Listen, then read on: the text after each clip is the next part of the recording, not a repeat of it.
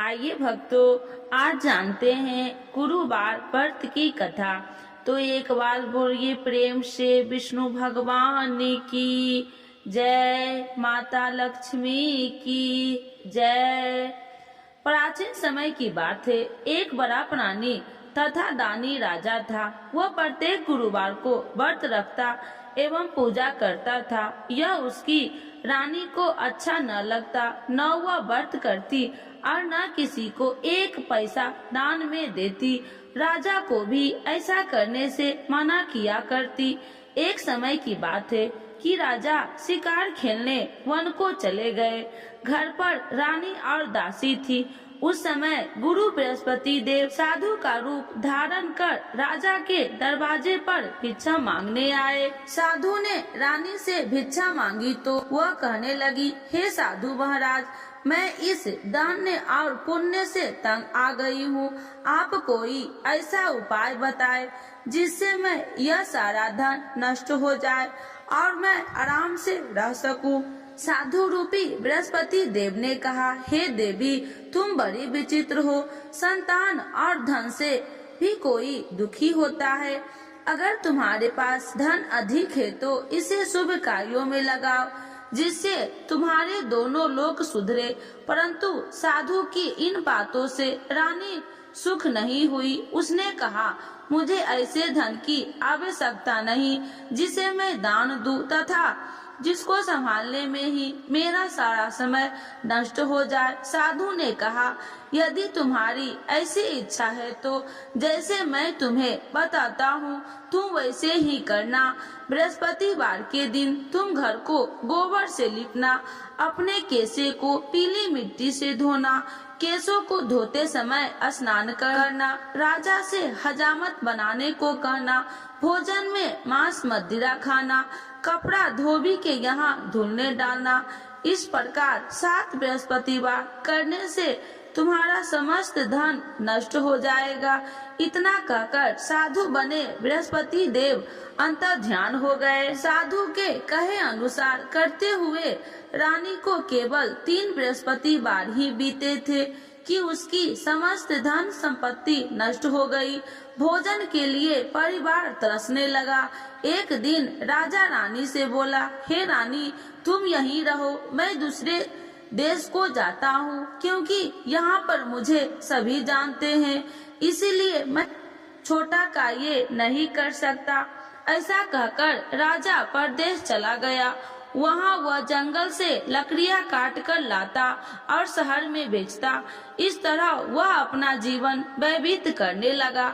इधर राजा के बिना रानी और दासी दुखी रहने लगी। एक समय जब रानी और दासियों को 7 दिन बिना भोजन के रहना पड़ा तो रानी ने अपनी दासी से कहा, हे दासी, पास ही के नगर में मेरी बहन रहती है, वह बड़ी धनवान है, तू उसके पास जा और कुछ ले आ ताकि थोड़ा बहुत गुजर बसर हो जाए। दासी रानी की बहन के पास गई। उस दिन बृहस्पतिवार था। रानी की बहन उस समय बृहस्पतिवार की कथा सुन रही थी। दासी ने रानी की बहन को अपनी रानी का संदेश दिया, लेकिन रानी की बहन ने कोई उत्तर नहीं दिया। जब दासी को रानी की बहन से कोई उत्तर नहीं मिला तो वह बहुत दुखी हुई। उसे क्रोध भी आया। दासी ने वापस आकर रानी को सारी बात बता दी। सुनकर रानी ने अपने भाग्य को कोसा। उधर रानी की बहन ने सोचा कि मेरी बहन की दासी आई थी, परंतु मैं उससे नहीं बोली, इससे वह बहुत दुखी हुई होगी।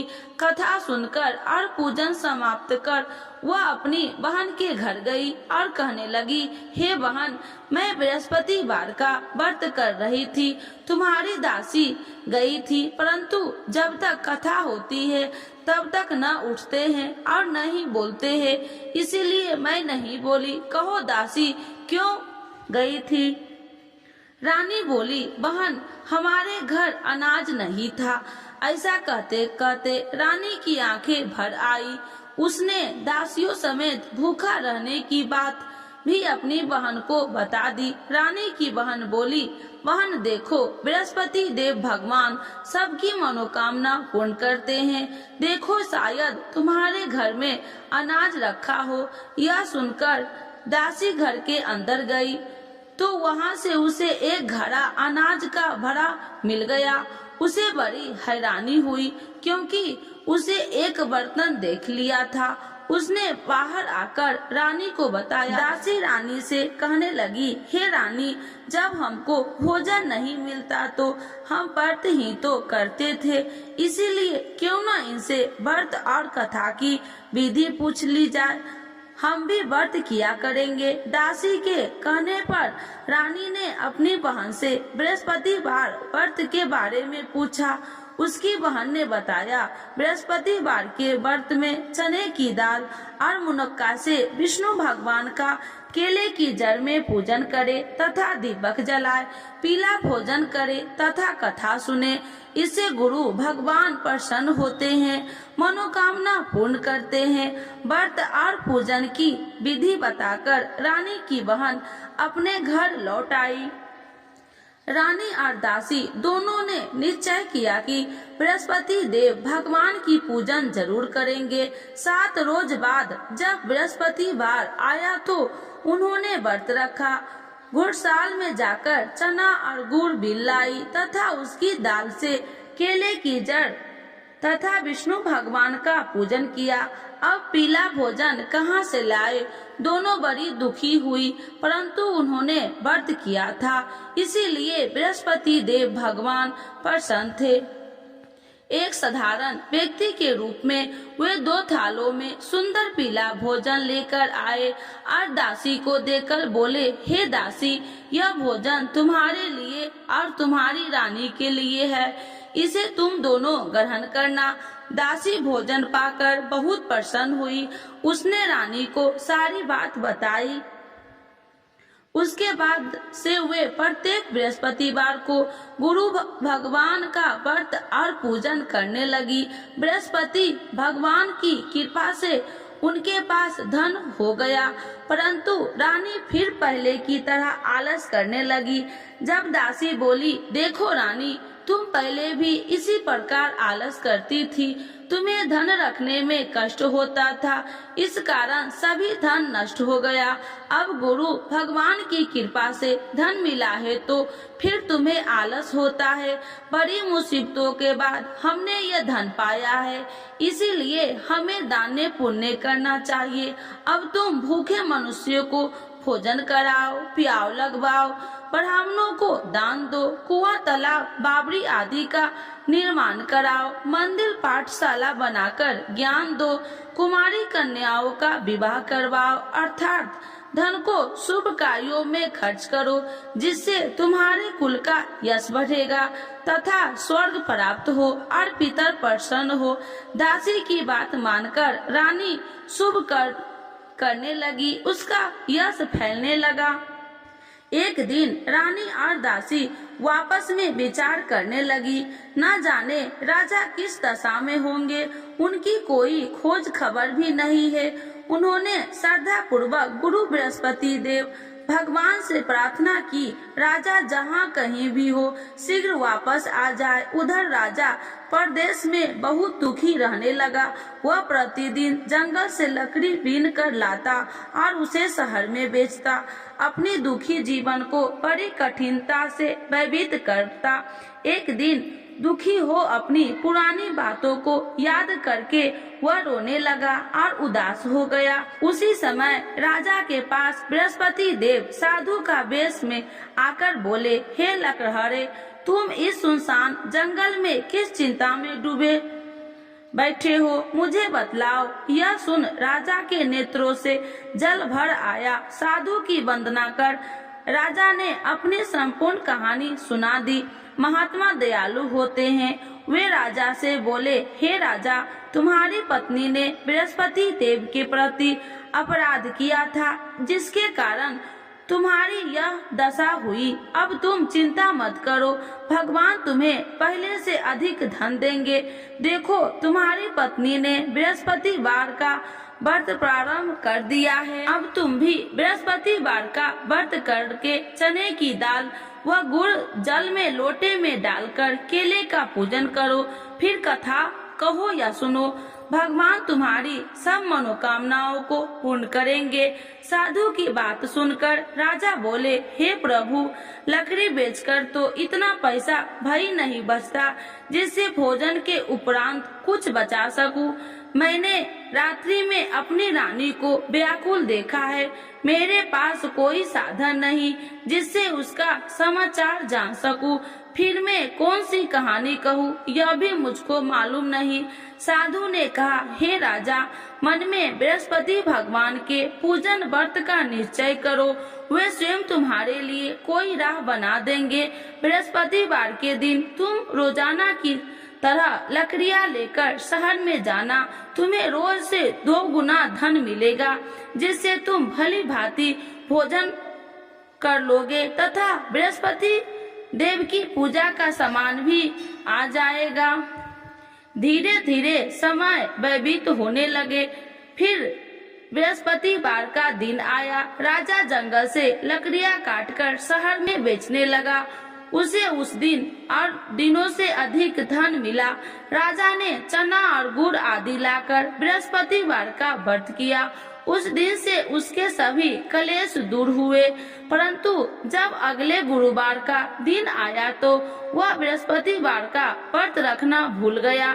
इस कारण बृहस्पति भगवान नाराज हो गए। उस दिन उस पर नगर के राजा ने विशाल यज्ञ का आयोजन किया था तथा अपने समस्त राज्यों में घोषणा करवा दी कि सभी मेरे यहाँ भोजन करने आवे, किसी के घर चूल्हा न जले।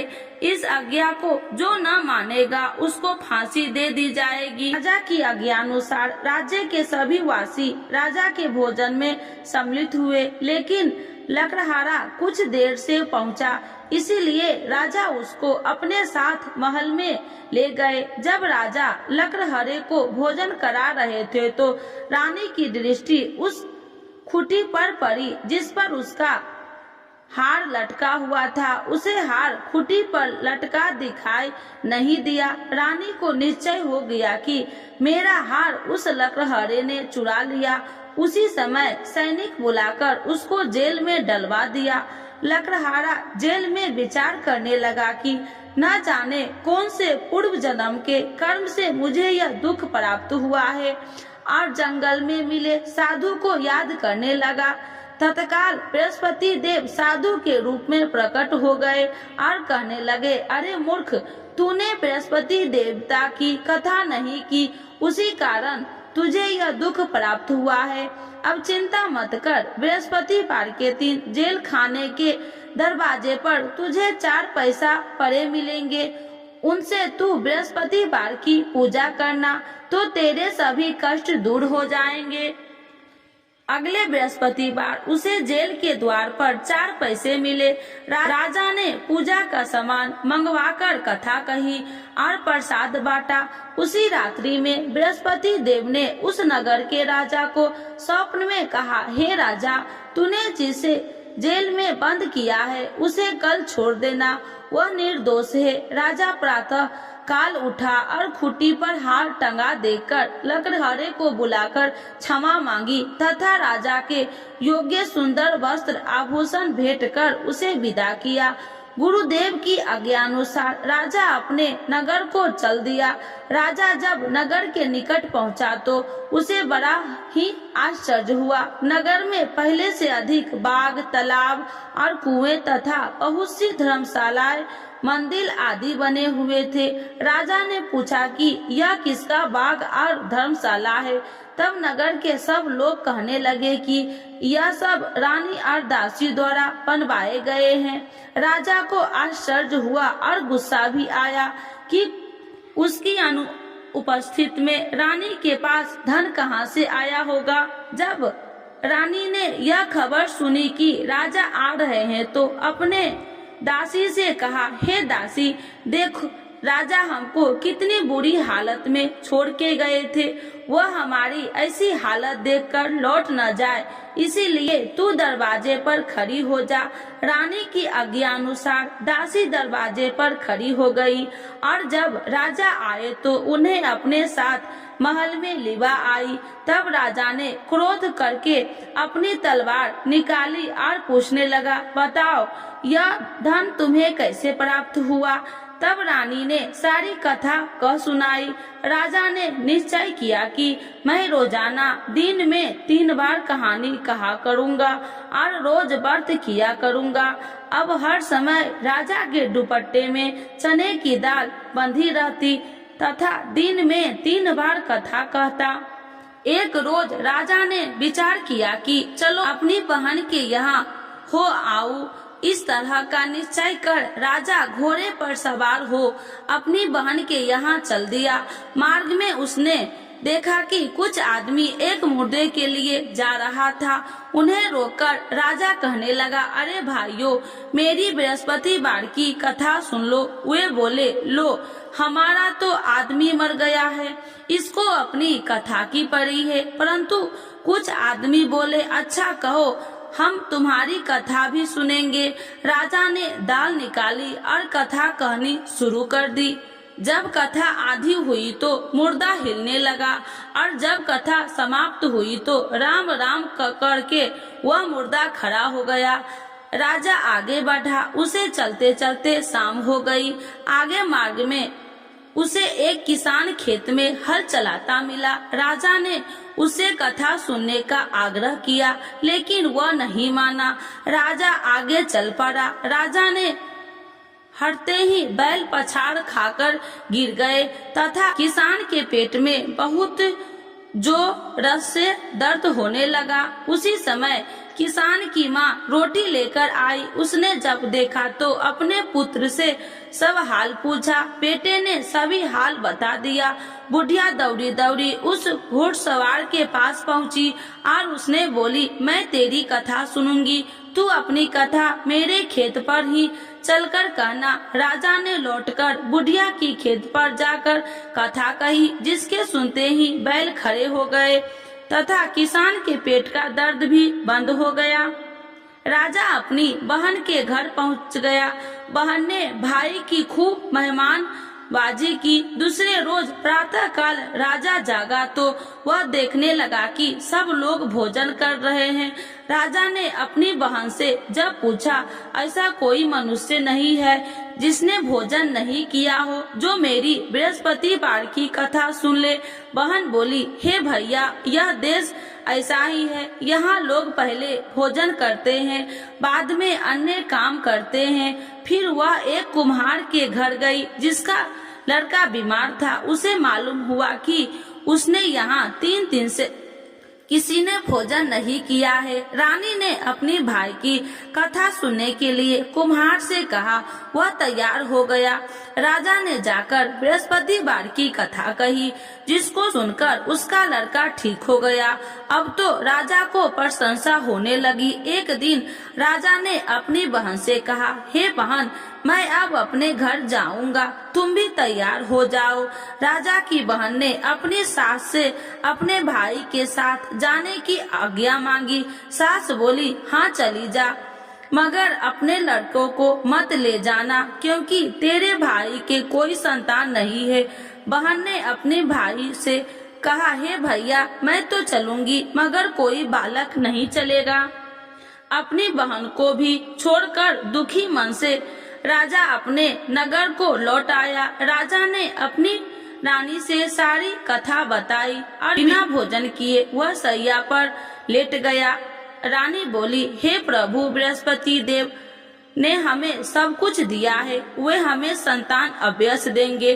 उसी रात बृहस्पति देव ने राजा को स्वप्न में कहा, हे राजा, उठ, सभी सोच त्याग दे, तेरी रानी गर्भवती है। राजा को यह जानकर बड़ी खुशी हुई। 9वें महीने रानी के गर्भ से एक सुंदर पुत्र पैदा हुआ। तब राजा बोले, हे रानी, स्त्री बिना भोजन के रह सकती है, परंतु बिना कहे नहीं रह सकती। जब मेरी बहन आए तो तुम उससे कुछ मत कहना। रानी ने हाँ कर दी। जब राजा की बहन ने यह शुभ समाचार सुना तो वह बहुत खुशी हुई तथा बधाई लेकर अपने भाई के यहाँ आई। रानी ने तब उसे आने का उहलाना दिया।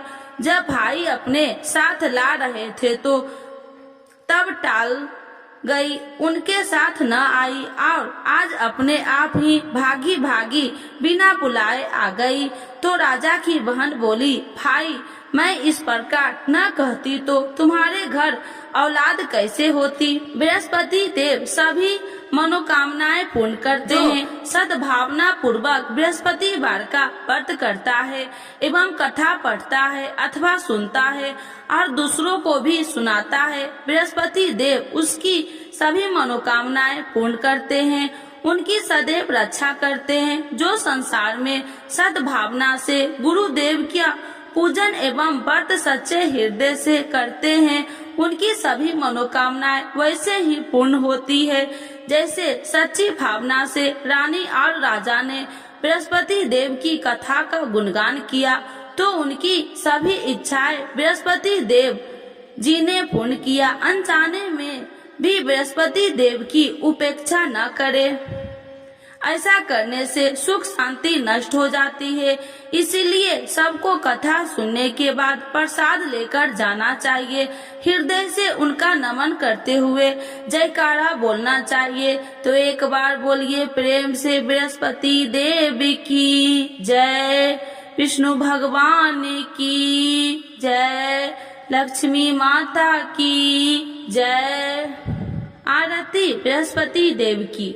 ओम जय बृहस्पति देवा, स्वामी जय बृहस्पति देवा, छिनी छिनी भोग लगाऊं, छिनी छिनी भोग लगाऊं, कदली फल मेवा। ओम जय बृहस्पति देवा, तुमी पूरन परमात्मा, तुमी अंतर्यामी, स्वामी तुमी अंतर्यामी, जगत पिता जगदीश्वर, जगत पिता जगदीश्वर, तुमी सबके स्वामी। ओम जय बृहस्पति देवा, चरणामृति निज निर्मल, सभी पातक हरिता, स्वामी सभी पातक हरिता, सकल मनोरथ दायकी, सकल मनोरथ दायकी, कृपा करो भरिता।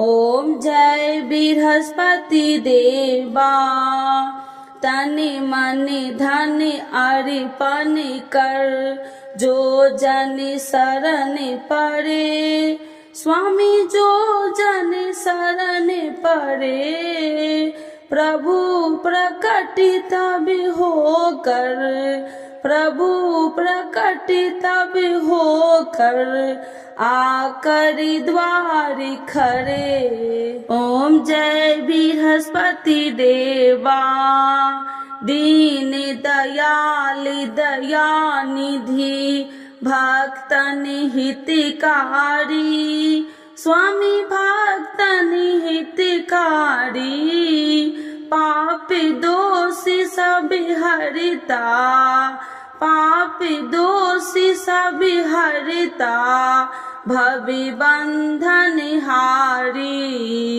ओम जय बृहस्पति देवा, सकल मनोरथ दायक, सभी संशय तारो, स्वामी सभी संशय तारो, विषय विकार मिटाओ, विषय विकार मिटाओ, संतन सुखकारी। ओम जय बृहस्पति देवा, जो कोई आरती तेरी प्रेम सहित गावे, स्वामी प्रेम सहित गावे। ज्येष्ठानंद आनंद सो, ज्येष्ठानंद बंद सो निश्चय पावे। ओम जय बृहस्पति देवा, स्वामी जय बृहस्पति देवा। बृहस्पति भगवान की जय, विष्णु भगवान की